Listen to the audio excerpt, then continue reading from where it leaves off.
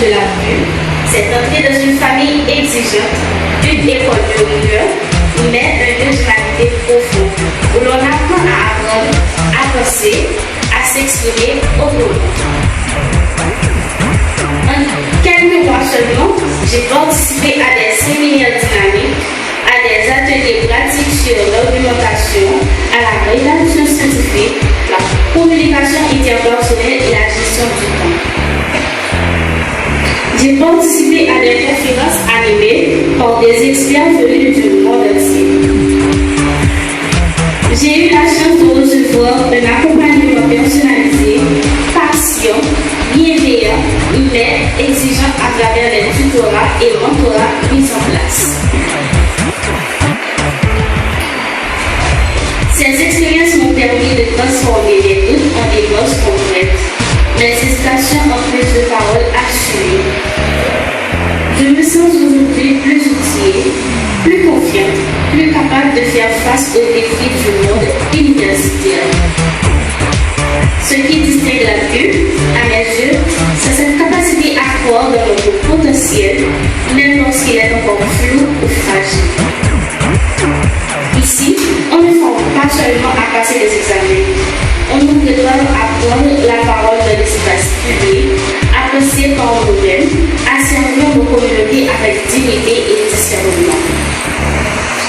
Je suis fière d'appartenir à cette communauté vivante, solidaire, tournée vers l'excellence et l'engagement. À tous ceux qui hésitent encore à s'investir pleinement dans les activités de la culture, je dis ceci, n'attendez pas d'être prêt, venez comme vous êtes.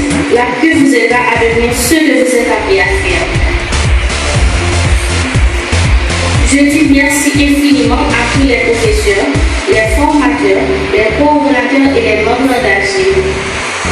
Merci à cette grande famille d'apprenants et d'enseignants qui rendent possible ce rêve commun d'une université meilleure. En avant, ensemble, vers une communication libre, responsable et humaine. Nous sommes à PUC et nous sommes fiers de ça. Avec vous, Emmanuel Amadou. On te remercie, Manuela, pour ton courage. C'est un bon discours quand même. Mais on va essayer de nous assurer de la profondeur du discours à partir des questions. C'est à toi de compléter, de consolider ta présentation là.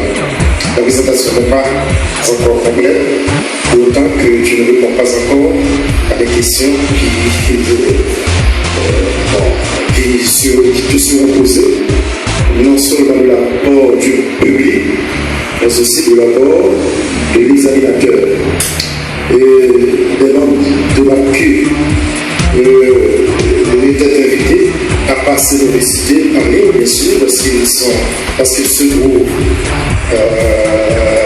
dans le monde, comme vous le savez peut-être mieux que moi-même, dans le monde, à travers le monde, au Canada, aux États-Unis, en France, etc. Mais en ligne, vous devez nous visiter. Donc, on serait content d'avoir des gens pour poser des questions, notamment à toi.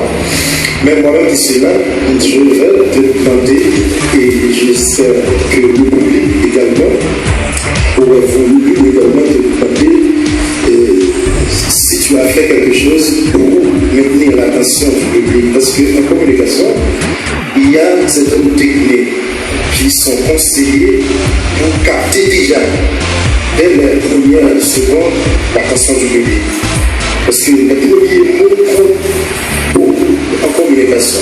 La posture, la gestuelle, tout ça, mais les premiers mots également, est-ce que tu commences ainsi? Est-ce que tu as commencé à partir même d'une blague, comme sur le modèle de nos séances précédentes, comme sur le modèle des professeurs en communication qui donnent à longueur de temps des blagues pour capter, pour maintenir en haleine